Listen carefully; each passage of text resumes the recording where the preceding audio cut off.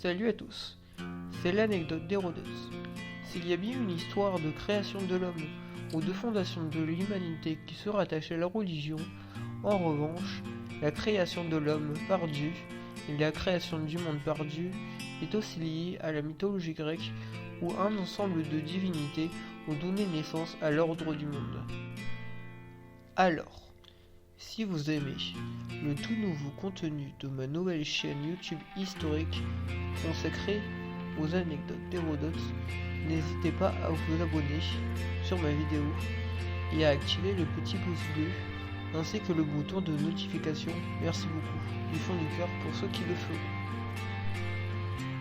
À présent, dans cette nouvelle vidéo, nous sommes partis pour une nouvelle plongée historique dans les anecdotes d'Hérodote à travers le temps.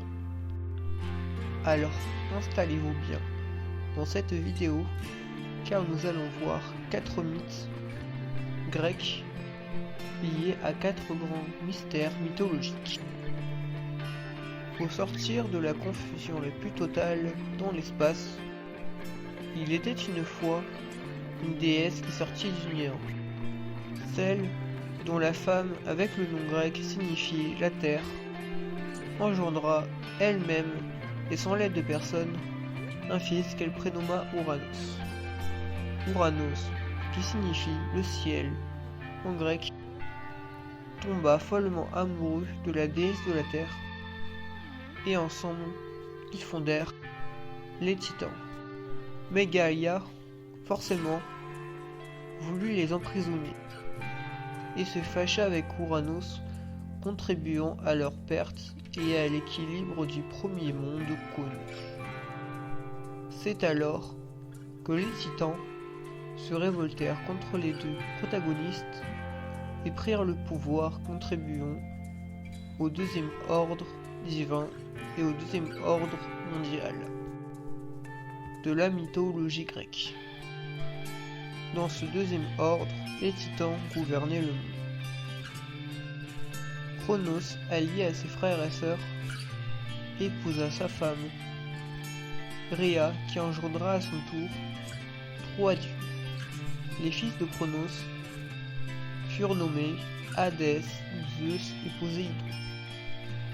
Mais avant que le dernier né de la famille Zeus naisse, eh bien, le titan Cronos avertit qu'un complot se préparerait pour le renverser du trône. Avala, grâce à une prophétie qui lui annonçait sa perte, ses 2 premiers fils, notamment Hadès et Poséidon.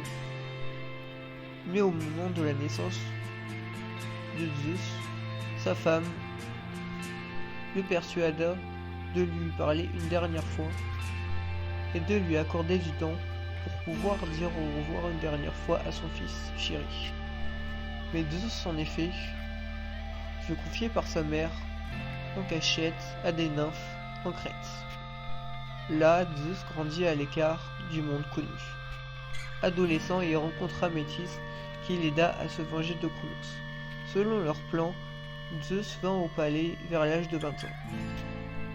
Là, en entrant dans le palais, grâce à l'entremise de sa mère, il persuada le titan de manger une pierre de l'ange, qui, après l'avoir mangé, recracha ses 2 premiers fils, les frères de Zeus. Les 2 frères du dieu sortirent du ventre du titan, Hadès et Poséidon. Hadès était vêtu d'un casque d'invincibilité, tandis que le futur dieu de la mer était vêtu avec son trident de la mer. S'échappant du palais et contribuant à effacer la fureur du titan, ils se préparèrent à la guerre et vainquirent Cronos après de dures batailles en vainquant tous les titans et les géants. Les 3 dieux construisirent le palais de l'Olympe et se partagèrent le monde.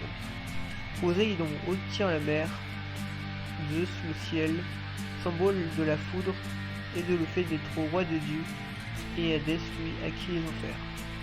Mais Hadès fut très énervé contre ses 2 frères, car ils avaient contribué au fait que lui-même, qui était l'aîné de la famille, ne pouvait pas régner en tant que Dieu et maître des dieux. À présent, passons au deuxième concept de cette vidéo. nous allons parler du mythe de Prométhée. Prométhée est un titan, mais qui avait été allié à Zeus contre sa lutte pour vaincre Cronos. Zeus confia à Prométhée et à son frère Épiméthée le soin de fonder les animaux et les hommes. Avec une terre d'argile, Prométhée créa le premier homme et la femme, ce qui correspond par exemple dans la tradition juive à la fondation et à la création de Adam et Ève. Mais Prométhée, après avoir créé les hommes, confia à son frère le soin de créer les premiers animaux. Épiméthée, dont le nom signifie l'empoté, le têtu, créa à son tour non pas les hommes mais les premiers animaux, et leur attribua des attributs comme la force, la ruse et le fait de s'échapper, et de ne pas être des proies faciles pour les autres créatures.